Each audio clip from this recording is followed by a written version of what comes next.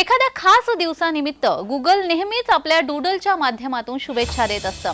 आजपासून देशातील लोकसभा निवडणुकांच्या मतदानाला सुरुवात होते। या निमित्ताने देखील गुगल इंडियाने एक खास डूडल तयार केलाय। आजच्या गुगल डूडल मध्ये मतदान करतानाचा एक हात दिसत आहे। या हाताच्या पहिल्या बोटावर शाई देखील दिसते।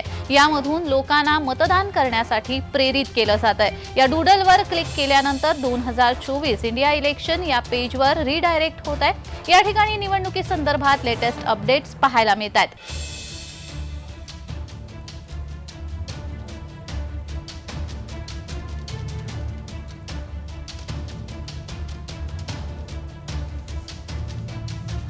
गुगलनेही आता मतदारांना आवाहन करण्यासाठी खास डूडल तयार केलेला आहे।